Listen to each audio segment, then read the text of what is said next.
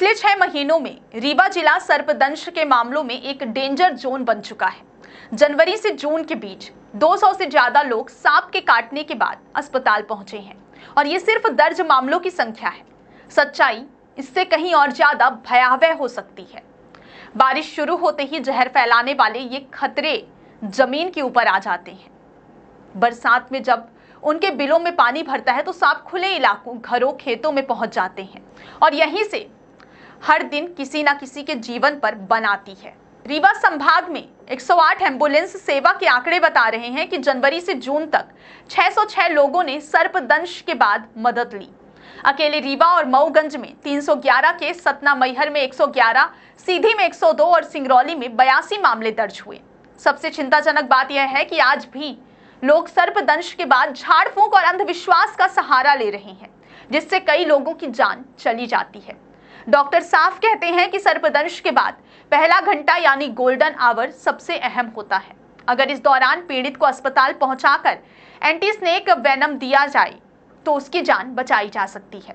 लेकिन दुर्भाग्य से आज भी कई लोग अस्पताल पहुंचने की बजाय झाड़ फूंक वालों के चक्कर में समय गंवा देते हैं और यही समय उनकी जिंदगी की डोर तोड़ देता है। गौर करने वाली बात यह भी है कि स्वास्थ्य विभाग 1 महीने पहले ही एडवाइजरी जारी कर चुका है, लेकिन जमीनी स्तर पर जन जागरूकता अब भी ना के बराबर है।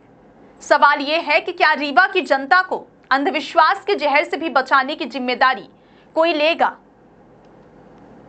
और क्या अब वक्त नहीं आ गया है कि हम सर्पदंश से ज्यादा समय की अहमियत और विज्ञान पर भरोसा करना सीखें? रीवा संभाग से ये जहरीले हकीकत सिर्फ आंकड़े नहीं, हमें चेताने वाली आवाज है। आपके लिए तमाम जानकारी हमारे संवाददाता मनीष दाहिया ने लाई है। नहीं, बरसात में ये केस निश्चित रूप से बढ़ते हैं क्योंकि उनके बिलों में पानी भरता है और सर्प निकलते हैं। मेरा बस केवल यही कहना है कि सर्प बहुत ही डरपोक जीव होता है और जब तक उसको न छेड़ो वो काटने नहीं आता है।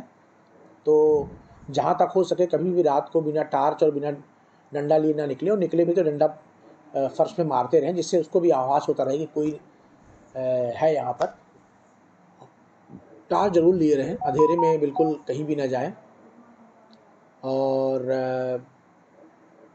झाड़ फूंक के चक्कर में ना पड़े। जैसे मान लीजिए अगर काटता है सर, तुरंत पास के अस्पताल में पास के डॉक्टर को दिखाएं और जहाँ पे काटा है वहाँ पे एक टर्निकेट लगा दें, एक बैंड लगा दें, जिससे जो जहर है वो ऊपर ना जा पाए, और जल्दी से जल्दी अस्पताल पहुँचने की कोशिश करें। झाड़ फूंक के चक्कर में ना पड़े।